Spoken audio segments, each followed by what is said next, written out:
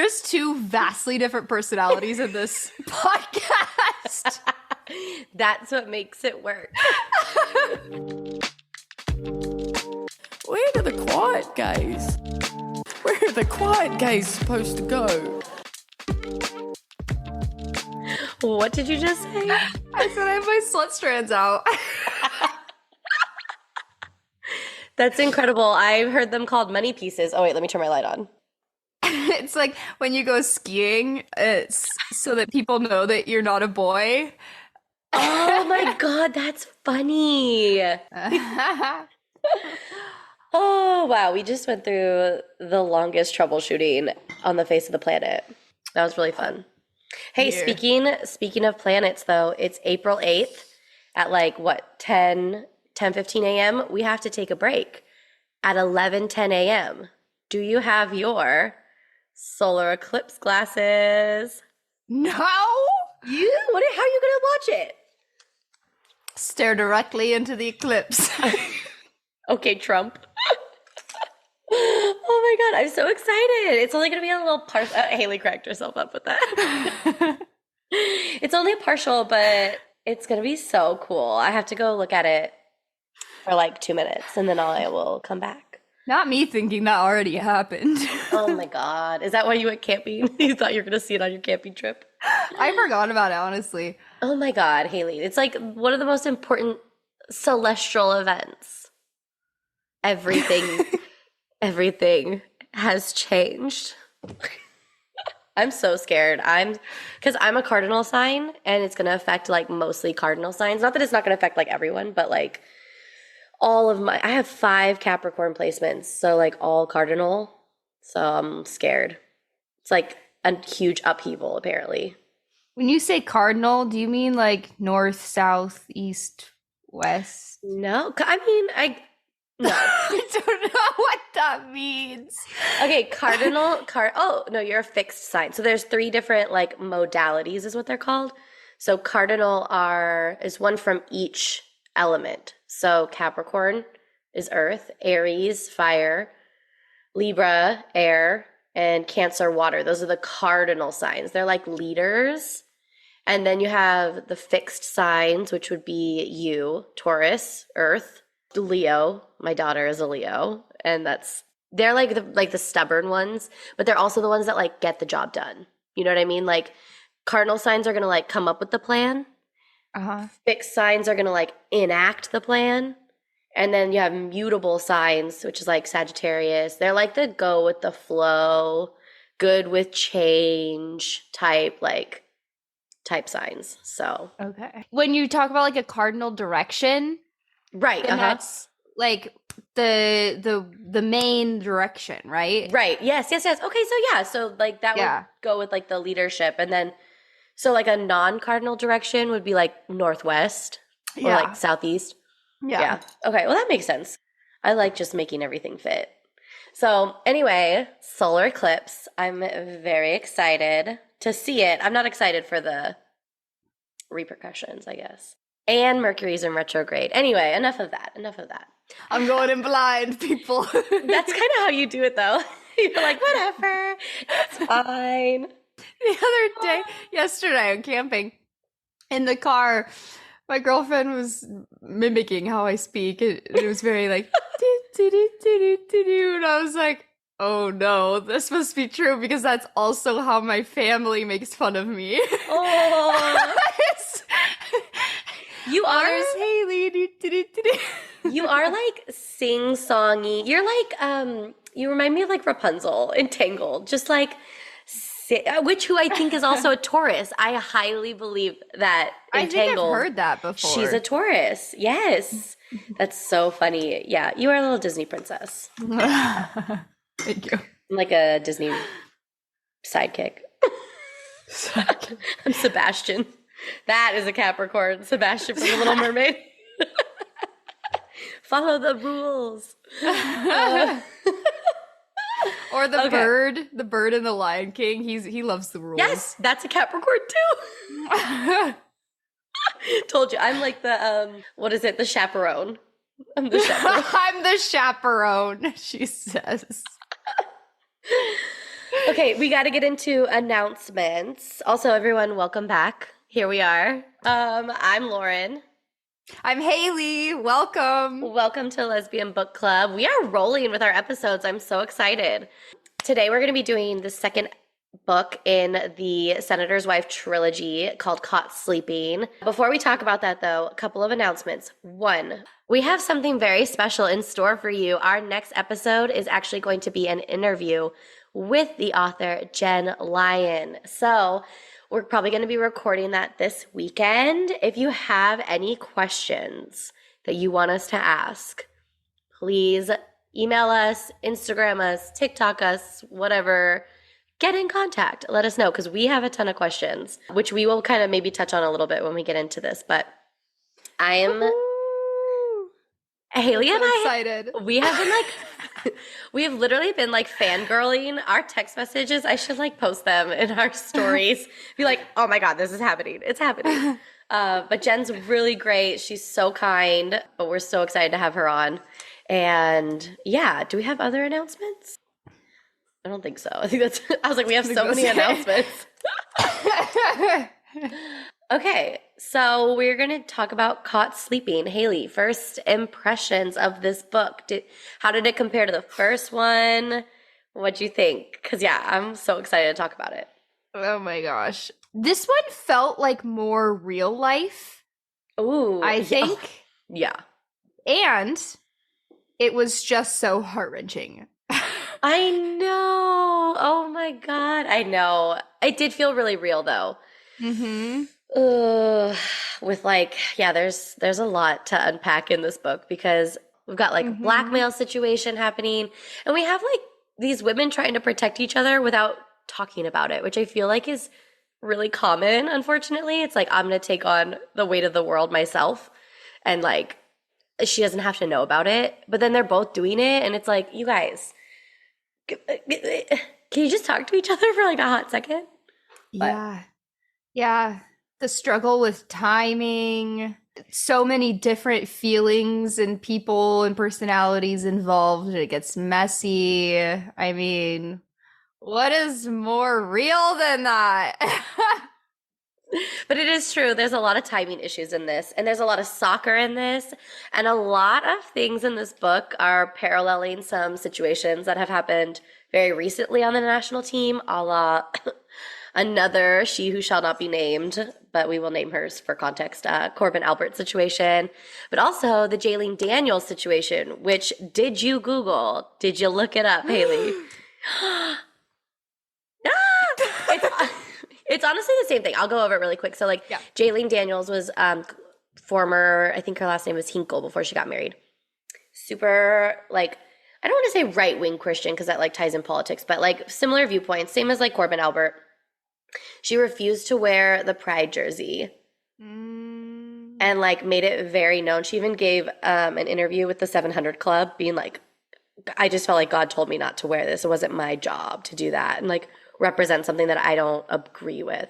And the 700 Club is like a Christian like not news, but like I think they're a podcast, but they're really like, they say some like very harmful, terrible things on there.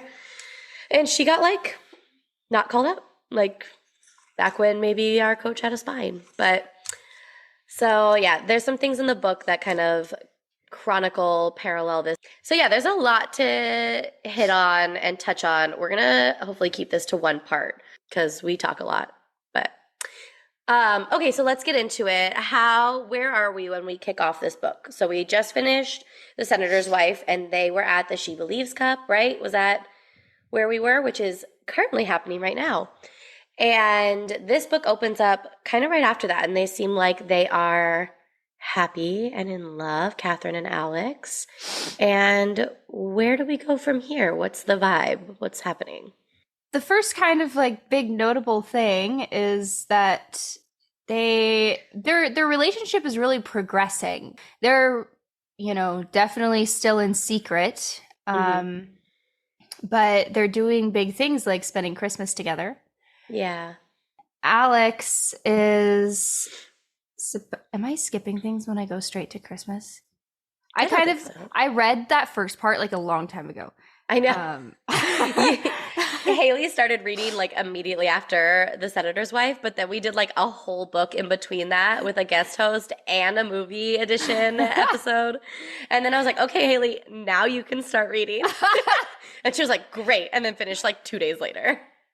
Yeah. No. It's totally fine. Because I think we're going to hit like the major plot points and then we're going to talk to Jen about like the nitty gritty and all our questions and whatnot. So go ahead. Yeah. Christmas. I will say before I get into the whole thing that goes down with Christmas is that it is also serious enough between Alex and Catherine that Alex has begun considering the fact that if this gets exposed, there's going to be, some serious consequences between the two of them. Yeah. Especially because of her sponsorship with HEG, and she is willing to take this big hit to her bank account because that's where she's getting most of her income. It's not from soccer, it's from this sponsorship. Okay, but also let's be real here. If she's like serious with Catherine, who cares about HEG? Like Catherine's, I'd be like, my girlfriend is a billionaire. It's fine. I don't need my contract. But that's true, but Catherine might lose the business if this gets exposed. Yes, because Carlton and Catherine, it was touched on in the last book, have this agreement of like, okay, fine, we're going to get divorced, but you can't do anything to screw up the campaign. And I'm like wondering, like, was this like an actual contract that was written? Because like, what does that mean? That's so open-ended. We'll see in this book that he like blames everything on Catherine. And I'm like, but that didn't have anything to do with it. But he's just like looking for ways because he's a horrible piece of shit. So, Okay. So anyway, yes, she could lose her HEG sponsorship for sure because it has that morality clause in it about, you gotta be a straight white girl from the South, basically. Yeah. Which she's not. Yeah. So that's kind of a big deal. If you're thinking about that, you're willing to lose your livelihood over this relationship. Yeah, that's huge. A big chunk of your peace of mind, considering, she doesn't know exactly what could be in store for her with it coming out to the public, but she does, have an understanding that would probably be unpleasant. So, yeah, that's a big deal. Yeah, I think we live like in a time, especially like you and me, we're in this like LA bubble of like inclusivity and acceptance. And I am constantly telling people like, you don't realize what the rest of the country is like. Like we are 30 years more advanced in our like acceptance and understanding of like hot button social justice issues. The temperature of the rest of the country is not the same. So while we think like, it's fine, just come out, do, live your life, at the same time, like, that really does still have implications throughout, like wide-reaching implications for livelihood, for social standing, all these things. So I think we forget that, especially being in a marginalized community ourselves. Yeah. Yeah. So big things between these two. And we've arrived at Christmas. They're going to spend it together, which that's a big deal. Natalie's there. God, I love Natalie. Alex is just gonna, run home, get a few things, whatever. And she gets to her apartment and she is met with Carlton and another scary guy. Yeah. It's so scary because she's like in her apartment gathering things and she keeps hearing like noises and like, I don't know about you, but like my house is like a bit older and it like creaks and stuff. And I'm like, oh, no one's in the house. Like it's just an old house. And she's like hearing these like creaks and stuff, but then she hears footsteps. And I was like, oh God, like someone's there. Whether I thought maybe it was the guy that was following them in the first book. But no, it was Carlton and like the scary guy. And that this was very scary, the situation. Yeah. Ugh. Yeah. Oh, just the thought of somebody being in your home is so intrusive and violating. And especially when it's Carlton, Cleveland. Well, when you know, like this man has beaten up your girlfriend like so severely that she had, the marks of it, weeks and weeks later, like, what is he going to do? And another scary guy like that, I'd be like, oh, it's the end. He's come to. he's found out, and Mhm. it's my time is here. Yeah. Well, so we find out that yeah, he did find out, and he's not there to end Alex, but No. he is there to end the relationship. Yeah. And he does that by he has pictures, lots and lots of pictures, and he shows them to Alex, and a lot of them are just of Catherine and Alex, out and about, getting food, or Catherine at one of Alex's games or whatever. But they start to get more violating, Yeah. entering their private spaces until we see the two of them in an intimate moment having sex through the window of Catherine's private home. Yeah. So he threatens to leak these if they continue the relationship. And he also makes it, pretty clear that it's not below him to not only harm, but to actually kill Catherine if Alex doesn't just walk away. Yeah. And along with that threat, he's also like done his homework. And I mean, political scheming is like his forte. And he has, Amelia's best friend, her father works in Australia for World Cargo, which is Catherine's business. And he's like, I will take his job. I will close this company down. Because he also lets in on the fact, like, Alex isn't super well versed in like the business, Catherine's business. And he's like, she's actually not the majority shareholder. Her father is still the majority shareholder. He has like 51%, she has 49%. And Alex has this like contract, basically like the one that Alex has with HEG. Catherine has this contract with her father, a morality clause, basically, of if you ever embarrass me, and however I see it to be embarrassing, I can rip that company away from you. And Catherine is not necessarily concerned about that aspect of this deal. She's more concerned about her employees. Like, I think they employ like 50,000 people worldwide. And like, those are livelihoods. And if they just like shut this business down, which I don't know if you can do that with like all the contracts you have with shipping and whatever, but whatever it is, it's threatened. Catherine's very aware of that. And for Alex to like have that brought to light to her too is like, oh shit, like this is bigger than us, but like also what's more important? That's like a tricky thing to think about, which is what I was talking about in the beginning, where they didn't really, because Alex makes a big decision of like, okay, I will acquiesce to Carlton's threats, basically. And he basically says, like, you can't even go back. You can't even tell her. You can't have any more contact with her, or else I will put this plan into action. And Alex is a good person. And even though this is so devastatingly heartbreaking for her, I mean, imagine yourself in this situation. Like, this person that you are so completely in love with, that not only are you breaking your own heart, but you're breaking their heart too. And they don't understand why you've just up and walked away from them with no explanation. Yeah. They think that they could be thinking any number of things, and that. They could be thinking that, like, okay, you found somebody else and you decided that you don't want them anymore. You just like there's so many explanations and stories that their mind could be coming up with, and the one thing that you would want to do is just to tell them, like, no, I had to do this to protect you, but you can't. And you just have to live with that. And Alex does that in order to protect Catherine and all these other people who to her are complete strangers. Yeah. And that's such a difficult thing. And like, as an aftermath of that, we see Alex go into this really dark place. And then who we see pull her out of that is Amelia. Yeah. And we all remember Amelia. We're going to ask Jen about this because Haylie believes Amelia is written after Megan Rapinoe. Okay, and I think that she is written after Sam Kerr. So maybe it's a blend, but that's going to be one of our topics that we talked to Jen about, because we're very interested on who all these characters, if she drew, some real life parallels there, but we shall see. Yeah, so Amelia is there to kind of pick up the pieces. I mean, they've been best friends since they've been on the Sirens together. And man, there's a whole storyline here. Ooh, do we get into it?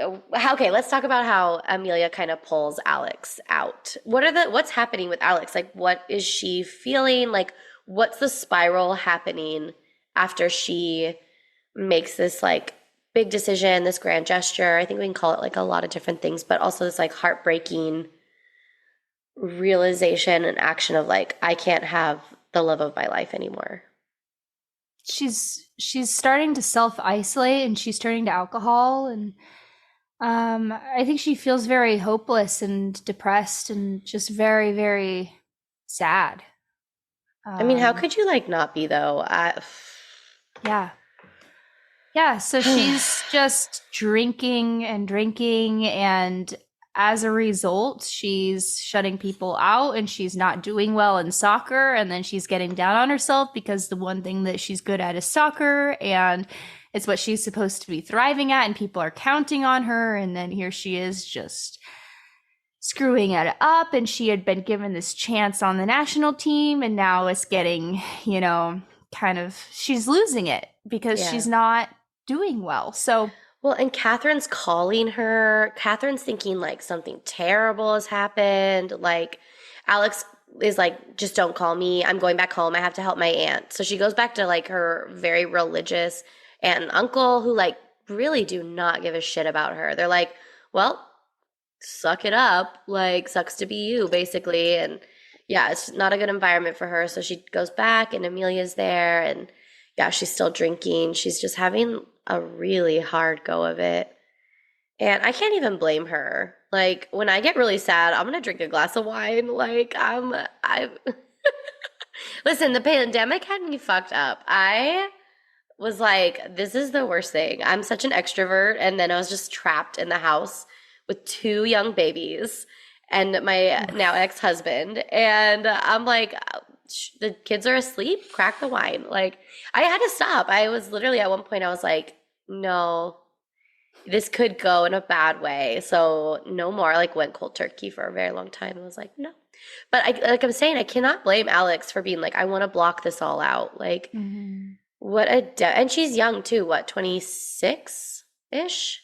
Yeah. yeah, that should be about right at this Yeah. point. Like who has the really great coping skills and capacity at 26? I don't think a lot of people. I'm still struggling to find some at 32. So yeah, she does turn to alcohol, and Amelia's like, you got to cut the crap. Like, and she also like, how much does Alex share with Amelia? Very little. I mean, Amelia has her suspicions that something went wrong with Catherine because Amelia knows that there's something going on with Catherine. Yeah. And that she's together with Catherine. I mean, Amelia had that hookup with Natalie. She went to that gala with Alex last book, and obviously they're neighbors, they're best friends. She had seen Alex and Catherine together, but Yeah. Alex really didn't share that much with her, and Amelia was fine with that. She didn't prod. And it's kind of the same thing, is that Amelia's giving her tough love, and she says, like, fine, you don't have to tell me, but I'm not going to just let you sit here and wallow in your self-pity. Like, you've got to, basically, she says, I am not going anywhere. Get over it. Yeah. Let me help you. Yeah. It's almost like not like a get over it, but let me, like you said, like, let me help you through it. And like, Yeah. you can't lose everything. You can't, like, yes, you might have lost this like great love. You can't lose your soccer career on top of it. Like, come on. So they get really, really close. And one night, how do they end up on this beach? I can't remember. Do you remember how they ended up on the beach? Yeah, they end up on this beach because Alex had a red card, and when you get a red card, if you don't know soccer, you get suspended from the next game. And Well, you get kicked out of that current game. Listen, I super identified with Alex here as well because she got a yellow card earlier in the match for her mouth. And let me tell you, the only cards I've ever gotten in soccer for my mouth. I think they call it what, like dissent or like bad conduct. But listen, I was 14 and I was pissed. There was a bad call. So I really resonated with Alex there. But then she didn't even get a second yellow. She got a straight red. And she like literally is a friendly game before the season started. But Alex is just like, I feel like when you're dealing with so much internally and then you go out to play in like a competitive format, like it's like the way to get that angst like out of your body. And Alex did it in such a reckless way though. She like ended up breaking this girl's leg, which it was not malicious, but it was also reckless. Yeah. So she gets a straight red. Yeah, it just, everything manifested itself on the field. Yeah. Yeah. So they end up on this beach. She's supposed to like stay and get like reamed out by the coach basically. But she's like, I gotta go. Like she doesn't care that this is happening. And she goes to the beach and Amelia follows. And what happens?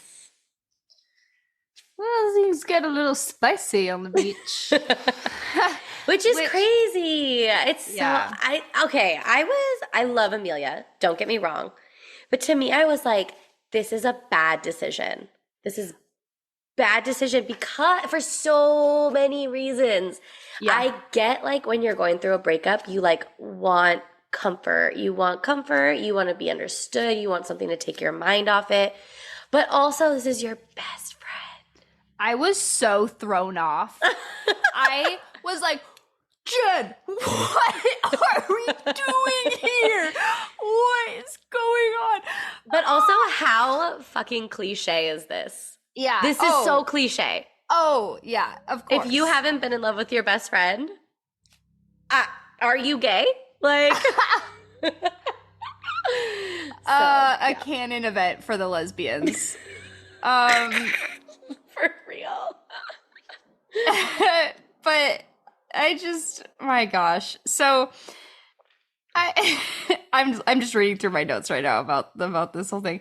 But I also would like to point out that the only reason that Alex was there, so okay, this whole thing, I think caught Alex by surprise, which is why we were so surprised. Yes. But it did not catch Amelia by surprise because Amelia vouched for Alex to get there. This game was in Florida. Right. Yeah, Alex should not have even been in Florida, but Amelia went to the coach and said, I think it would be really beneficial for team morale if Alex was there. Really, Amelia? For team morale or for your morale? Or for your morale, yeah. Yeah, exactly. Yeah, so they're on this beach and Amelia makes a move and Alex like doesn't back away from it. I think she's just so upset that she's like grasping and reaching for like anything that feels good at this point. And this starts the Amex relationship, which is, I thought that was so funny. Like Jen explaining this name smashing in the book through Natalie. It's like one of my favorite things. Natalie's like, don't you get it, Catherine? It's the names put together. Also, okay, I just went through my notes and I saw this, but the way that Alex knew exactly how Amelia usually smells and how she smells different because of the hotel shampoo. Oh my God, I know. I was like that too. Oh my God. I thought that too. Because you're like, God. Alex, girl, have you been crushing? Like, yeah. I mean, or is it just like you know that person so well that you're like, but also like, what are you tuning into?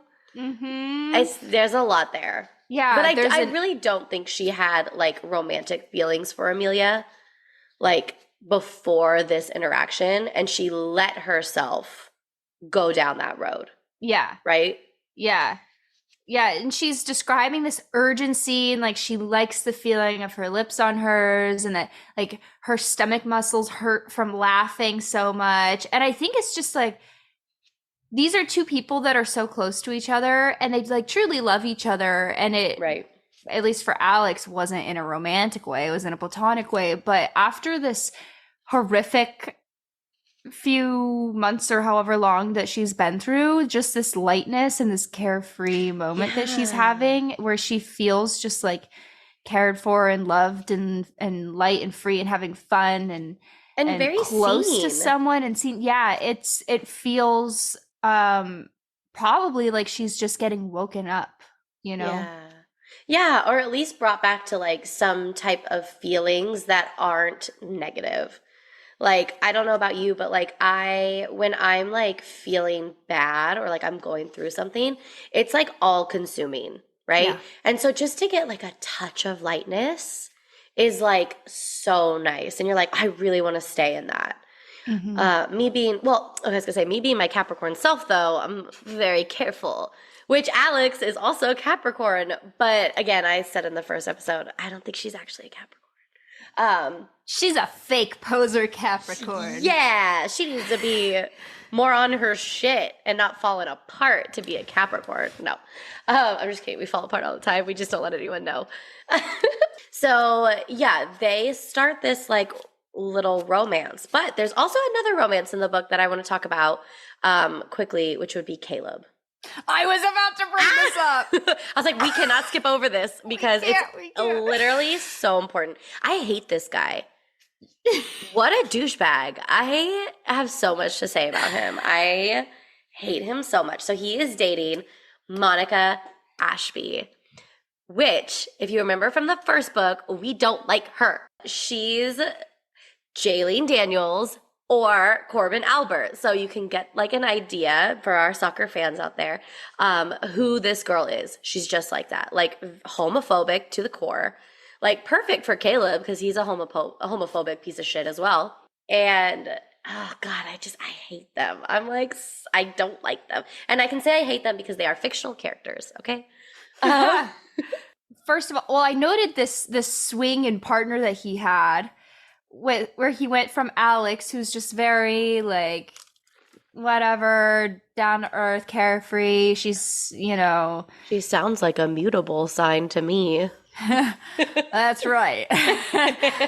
um, and then he makes this swing to Monica Ashby, who's described as like having makeup caked on, and she's just like, well, we know by her personality that she is just not nice and she's very like up in everybody's business and blah blah blah blah blah. Clearly, there isn't a consistency between personality traits that he's attracted to here. He's just social climbing still. Yeah, still. Yeah, he's literally only gone from one person who he thought was going to get him this social status to the next person who, I mean, there are many other women there who could get him this social status, but Monica Ashby is the only who's going to go for Caleb. Yeah, especially after like his viral video being an insane homophobe. The only person that's going to want to get with him are other homophobes. So yeah, which Alex goes, just think, Monica, returning Caleb's stare with no hesitation. Maybe you too can be the involuntary star of your own viral video. I love how much Alex is coming out of her shell and like defending herself, even if it is in these like little quips. Like she's got more of a spine this time. And I really appreciated that. I'm pretty sure she learned it from Catherine. Yeah. In the background of, the Amelia and Alex story, we have this Caleb is still around because Monica Ashby is on the national team. She's also on the Sirens, right? Yeah. So like Amelia, Monica, and Alex are all on this team. Okay, so I took my break to go see the eclipse, and I literally went to my next door neighbor, and I was like, do you want to see the eclipse? And she was like, yes. And I was like, okay, here are the glasses, put it on. She was like, oh my God, that's so cool. And then I ran across the street to my neighbor, Robert. He's like, I'm 53, I don't care. And I was like, no, but like, just look. And he put the glasses on. He goes, okay, I take it back. That's actually really cool. And I was like, I know. Could people just trust me? This moon is cool. The sun is cool. Look at it. So yeah, it was so freaking cool. Wow. I'm like obsessed with this eclipse. It's so cool. And like my girls, their school is bought them a bunch of glasses and they get to go out and look at it. That's fun. I'm so scared some like little kid is gonna be like, I don't need the glasses and just like burn their corneas. Well, I am a survivor. No, you did not. I did. I just sprinted outside and I was looking around in the sky for the sun because, okay, here's what I thought would happen. I thought that the moon would make it dark, No. and that's not what happened. It's a partial. I didn't read about this. No, of course you didn't. I'm gonna send you articles that I need you to read before book club. I went, I'm gonna miss it. I sprinted outside. I looked around in the sky for the sun. I went, oh, that's really bright. I can't see anything. And then I tried to make my own glasses with my hands by going like this. So you just tried to peek at it? Yeah, and it still didn't help. You were gonna peek at the sun. Haylie, you can go blind. A girl looked at the eclipse without glasses on for like 10 seconds and like went blind in an eye. Like, It's girl. okay. I didn't look for 10 seconds. I looked for like a split second, and then Okay. I went, ah! Okay, fair enough. My glasses did slip off for like a millisecond. I was like, fuck. I was literally standing in the middle of the street like an idiot. Like, woo, look at the sun. There's two vastly different personalities in this podcast. That's what makes it work. Okay, so let's get back to it. We got Monica and Alex and Amelia all on the same team. A big thing that happens with Monica is that she ends up outing Alex like to the world. Can we talk about that for a hot second? Yeah. Oh Yeah, we god. can. Oh, doggy. Oh boy. She goes on this like self-righteous media rampage. Well, I think her motivation is she is jealous of Alex because she still thinks that Caleb like likes Alex, or like I felt like her motivation was very like shove a knife in the back and twist it type thing. So yeah, I think that most of everything that she does is rooted in insecurity. yeah, for sure. She's deeply insecure.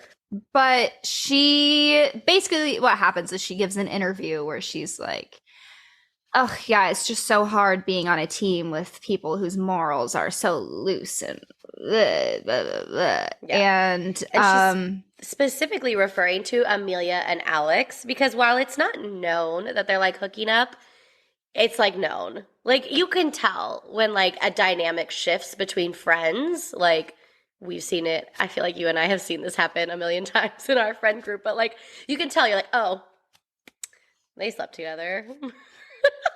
the vibes are different. The vibes are different, which is very interesting for a quote unquote straight girl to notice the differences and then be offended by it. I'm like, Monica, do you got a little queerness in there? Are you hiding?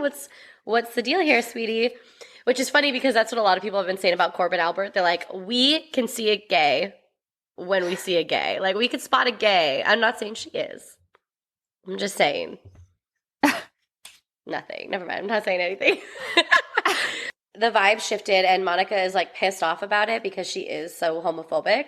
And yeah, she gives this big interview and then like it just goes wild because Alex is like really well known and so is Amelia. And while that's not like talked about in the press, the two of them, like people even on the team are like drawing parallels. Everyone's like, oh, okay, we kind of get it. But it just continues to go unacknowledged because I don't think Alex wants it acknowledged because I still think obviously that she's in love with Catherine. But this news does get to Catherine a la Natalie. Mm-hmm. So that's, I feel really bad for Catherine because like you were saying, it's kind of like Alex didn't say anything. So was it like, oh, maybe Alex was with Amelia the whole time? Like I can't imagine the stories that were being written in Catherine's head at this point being like, oh, was she always in love with Amelia and now she's with Amelia and, you know, and this also happens leading up to the World Cup. Mm-hmm. And Alex has already been struggling. She like kind of got some of her mojo back and was like doing well, but like still basically like not being called up for camps. And I don't know, it's just like it's right when she gets past something, like another bomb hits her. Mm-hmm. It makes me so sad. She is building character. Maybe she is a Capricorn. Maybe she is Saturn ruled because this is the shit that happens to us. We're just like, every single time you get past something, you're like, and now here's another lesson from Saturn. Thank you. For anyone, aka Haylie, who doesn't know, Saturn is the planet of like learning through hard lessons. So it's really fun for us in life sometimes. Well, lifelong learners, baby. That's how you fight old age.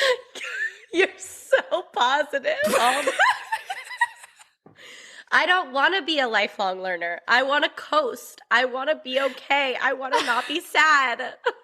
Okay? I want to not struggle. Why?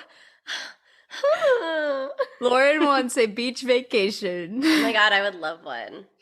I would love a beach vacation. Oh, I'd love any vacation. Anyone want to go? Let's go.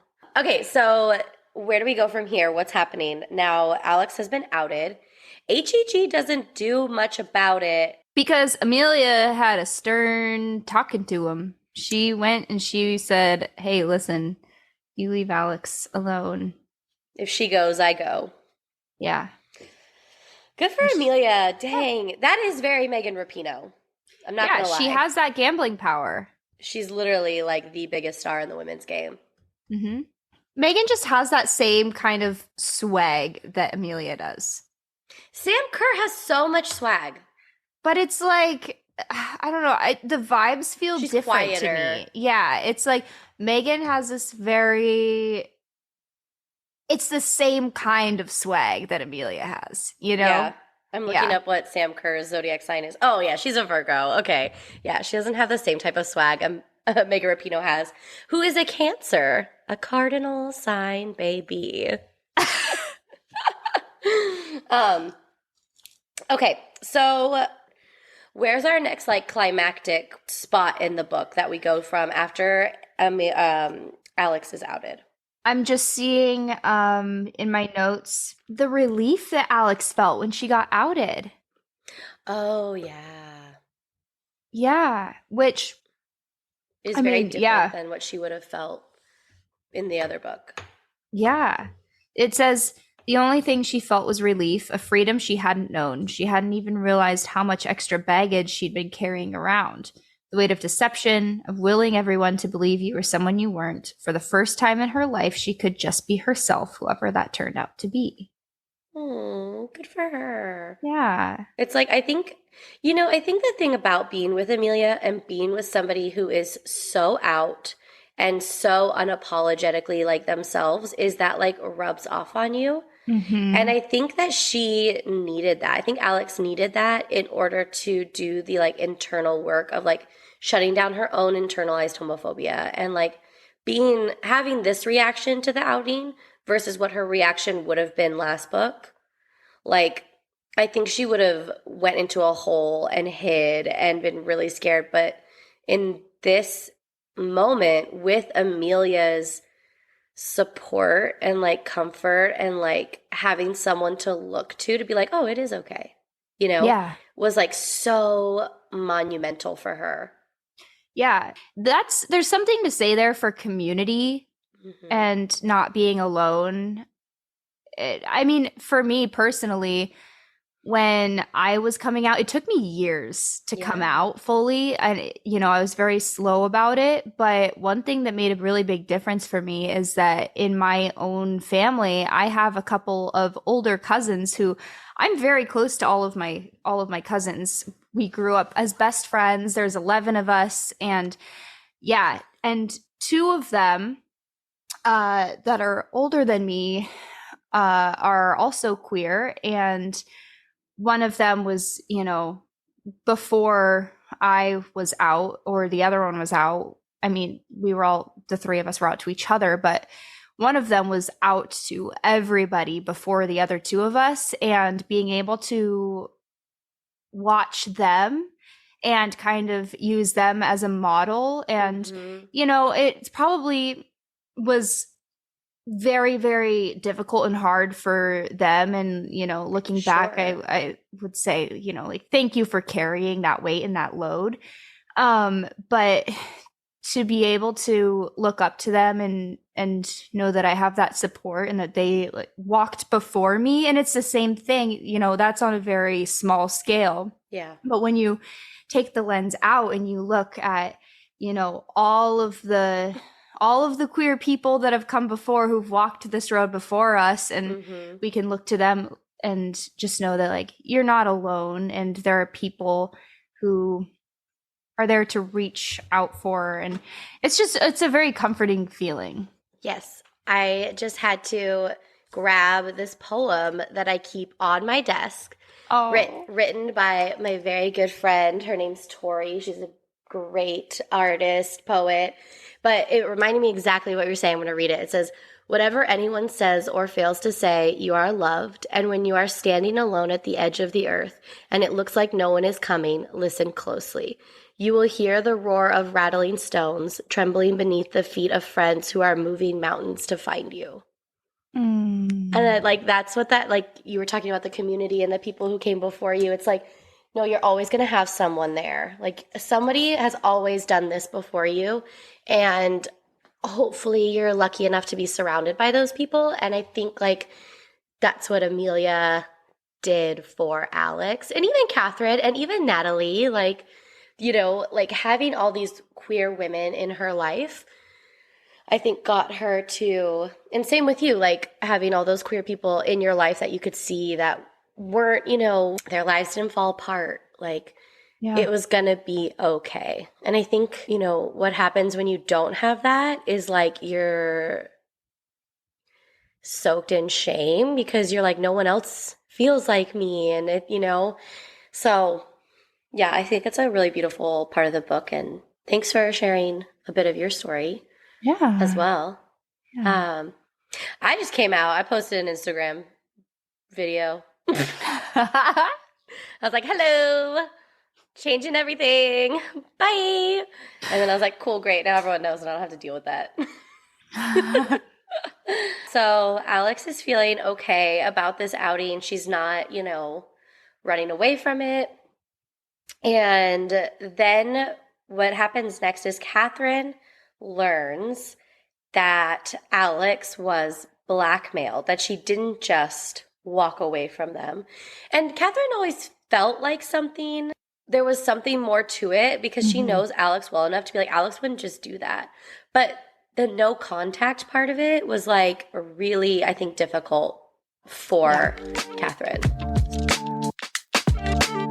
So let's talk about how Catherine found out. Catherine was on a walk on the roof of her building, and she had sent away Malcolm. With all of there had been a lot of tension. She had announced her divorce from Carlton, which, backstory: Natalie and Catherine worked together to expose Carlton for a lot of assaults that he had committed, and a lot of really shady other things that he had done politically. And also, they published the photos of when he beat up Catherine in the last book.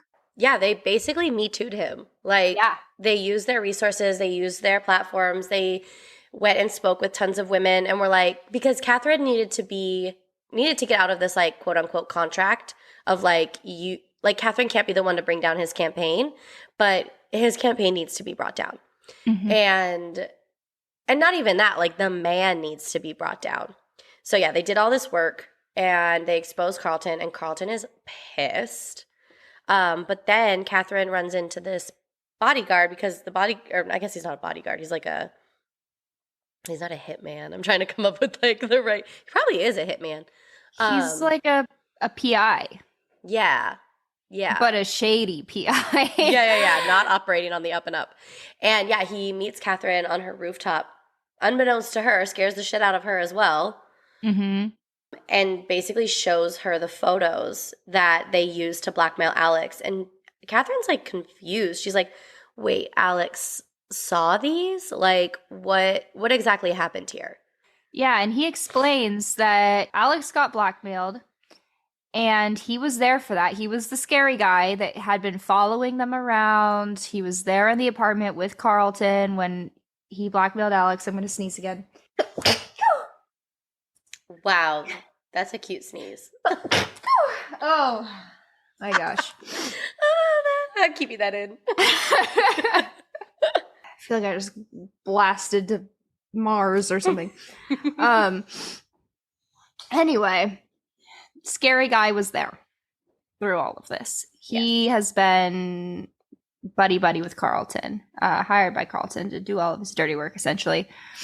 And Malcolm walks up as this is going on. Catherine had sent Malcolm away because Malcolm was there all the time because of all of this stuff going on with the divorce with Carlton. She had just been getting swarmed by media, and she was like, oh my gosh, will you please just leave me alone for a tiny walk? And he's the Scottish guy that I always wanted to call Scott. Yeah. So he comes back and he sees this going down, and she's like, no, Malcolm, like, I'm having a conversation. It's okay. Scary guy reveals that Carlton has not paid up for a job that he was sent to do. Mm-hmm. So he's come to make a deal to try and get some money back from Catherine. Mm-hmm. And he says, basically, I will give you these pictures. I will delete any evidence that I have of them. Mm-hmm. If you pay me the money that Carlton owes me, which is some insane amount, like $1 million or $2 million, some wild million. I'm pretty sure it's $1 million because he asked her for $1 million. And I loved her response because you never start with the amount you actually want. You start much, much higher. And then the other person's going to, counter and whatnot. But Catherine's like, okay, I will give you $1 million. Give me the photos. Mm-hmm. And to me, I'm like, oh, that's so cute. I love that. So he also says, you're just going to have to trust me that these photos don't exist anywhere else because I don't have any evidence for you. Which I'm like, listen, as a photographer, I'd be like, I need the SD cards. I need to look at your computer. I need to look at your hard drives. Like, I want to know where all these raw images are because I can't just take your word for it. Like, it's not like you just have these printed photos. There are raw images out there. Like, I don't trust it. Yeah, me neither. I was like, this is a shady guy. This seems shady, but she's willing to trust him for whatever reason. So, okay. I mean, she doesn't really have any other option, unfortunately. That's true. Yeah. So she now has this information and she has the photos, which she can now use however she wants to. Right.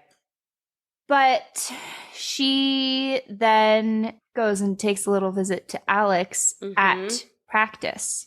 At camp. Camp. This is at the national camp, right? Yeah, you're right. Because she gets called back in to the one camp before the World Cup, which is so exciting. Especially because we're like literally in that like calendar right now, which is really fun. Okay, so Catherine goes and visits Alex, and Amelia has some like really big feelings about this, like incredibly big feelings.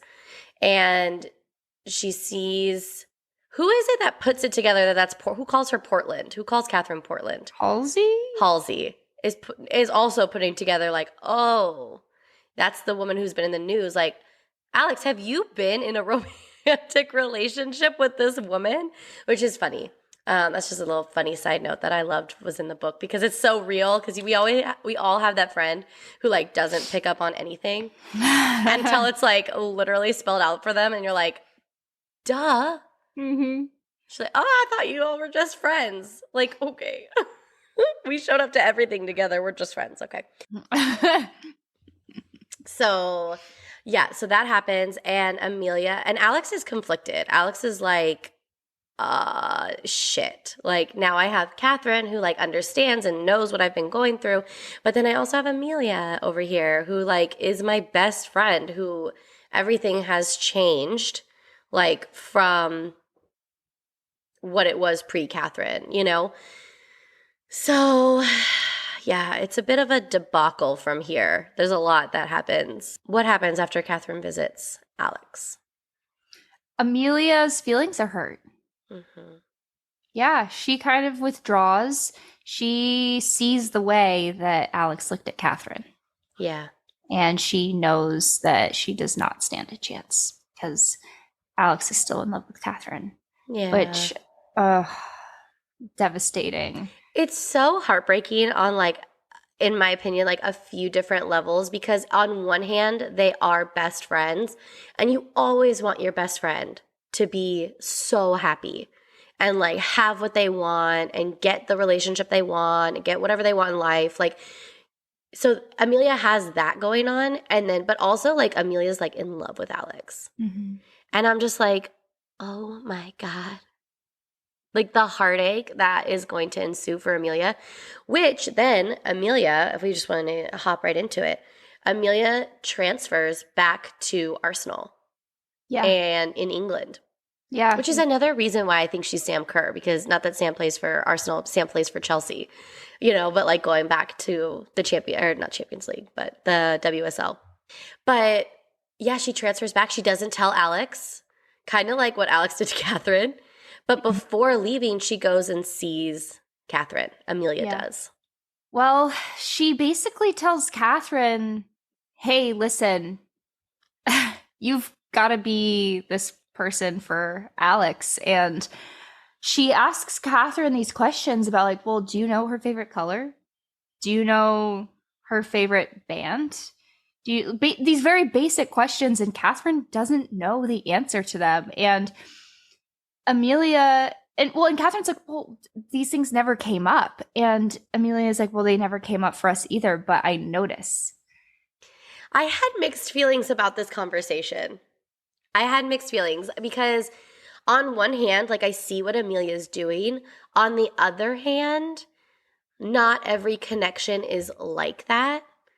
And I'm like, I feel like Alex and Catherine have this much deeper connection. And those things would have come in time, but they really haven't even known each other for that long.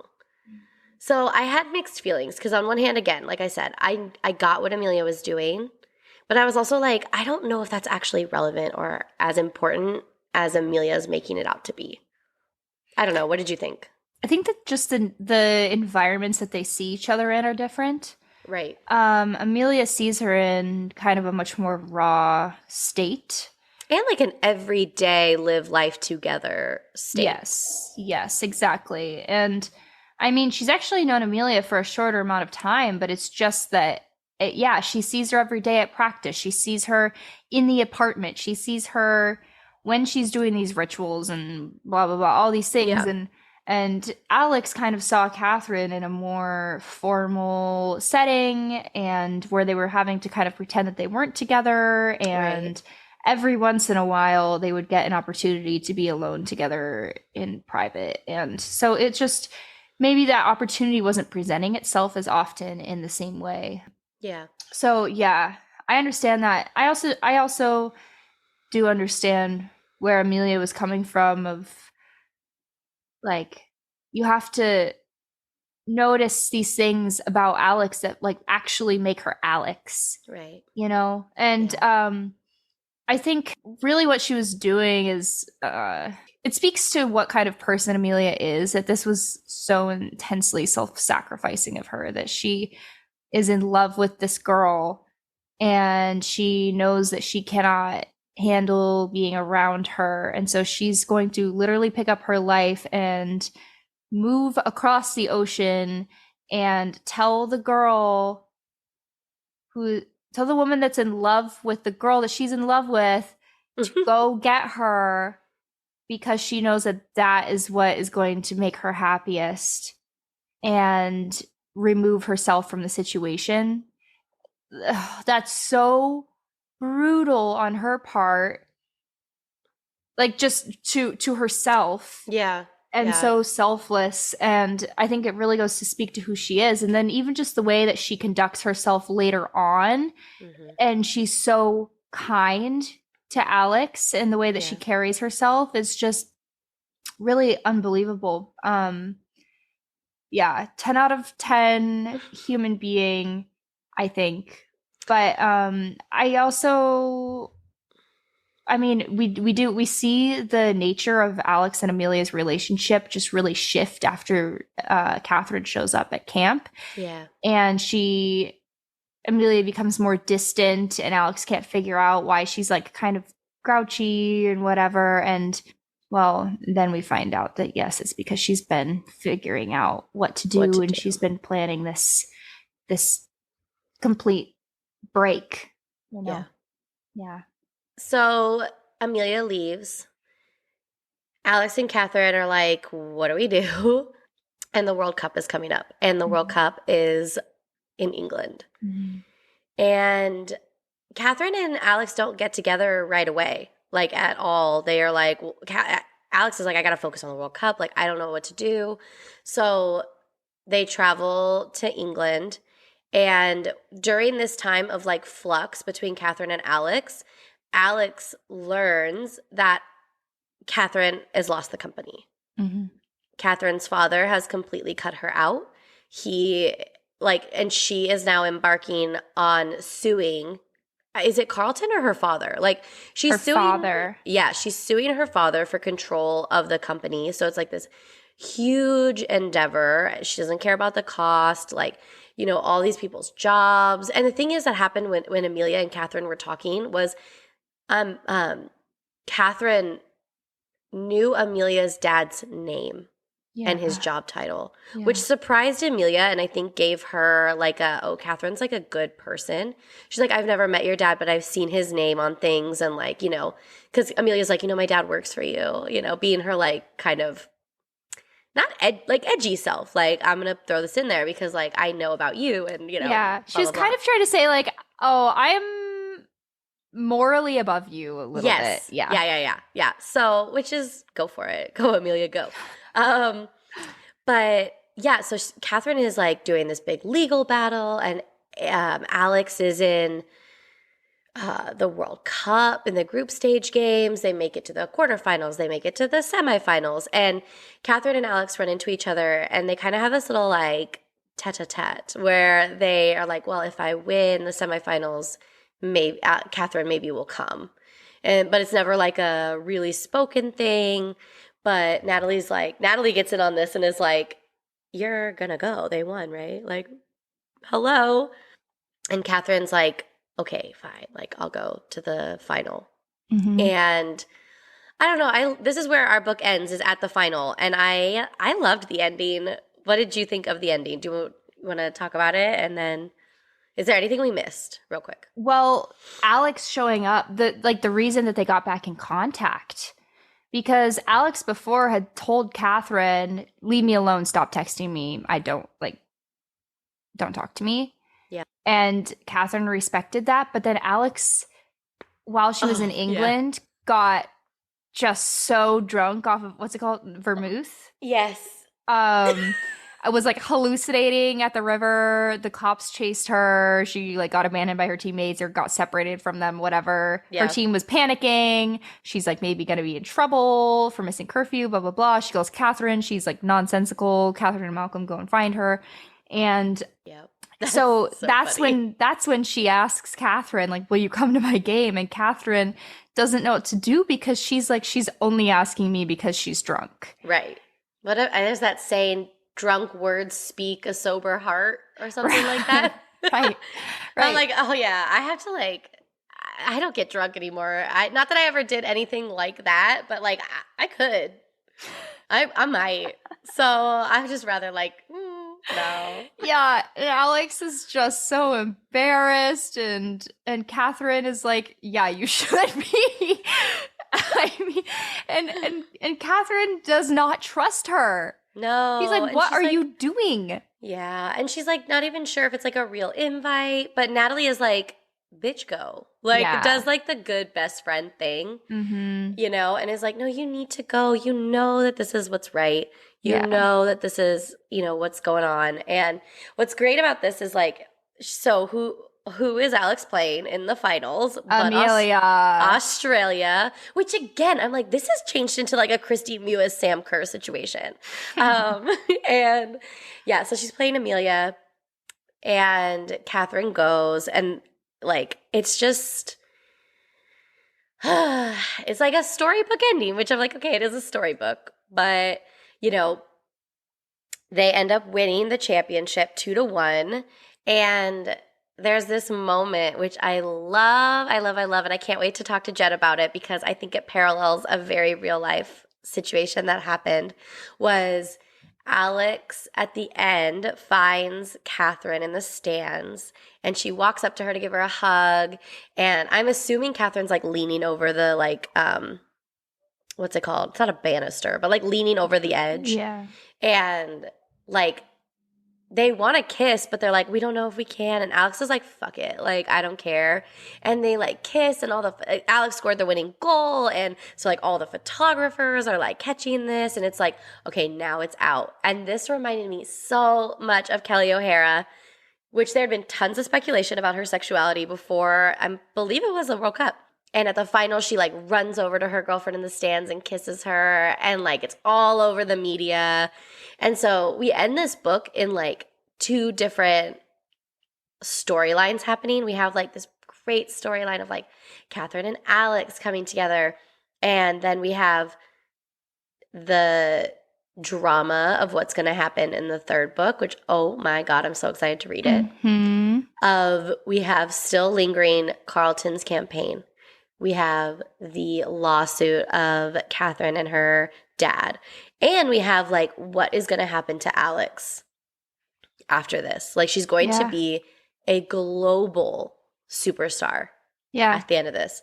And we all know, like what book did we talk about where like fame and money like changes? Oh, Evelyn Hugo.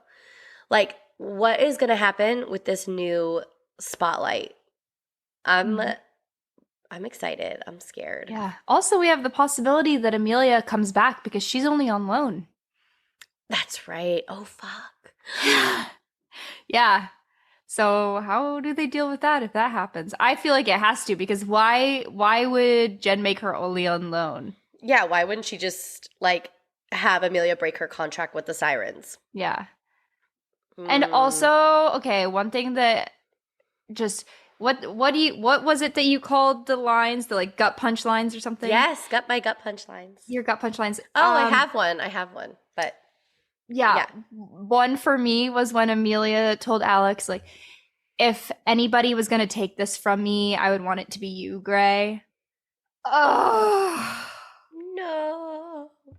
Yeah, Amelia really is a 10 out of 10 human. So such a good friend, such a good woman, like all around. My gut punch line is she'd refuse to give up the best thing that ever happened to her without a fight, but she couldn't fight for something that was already lost when there was nothing else to win. And I was like, that's when Catherine and Alex, like that was from Catherine's perspective, being like refusing to lose Alex when she didn't know what was going on. But she's like, but I've already lost because she's already gone. Like, how am I supposed to fight for something that I've already lost? Like, to me, I was like, oh God. It's like really like shows like the hopelessness that Catherine was feeling. And so to like end the book with like, you know, true love's kiss, like, you know, I loved that like juxtaposition of things. So. It's so wild that both of these women thought that they just totally stood no chance with Alex. And Alex the whole time was like, oh, I don't know. Alex is like, come and get me. Who's gonna do it? So, okay, next Tuesday, I'm hoping that we will have our Jen Lyon interview out. And then we will, of course, do the 3rd book, which I'm so excited to get into. Yeah. So, yay. Can't wait to hear from you guys. Check us out on TikTok and Instagram. Our links will be in the show notes, and we cannot wait to talk to Jen Lyon. Send us your questions, and we will talk to you guys soon. See you next time.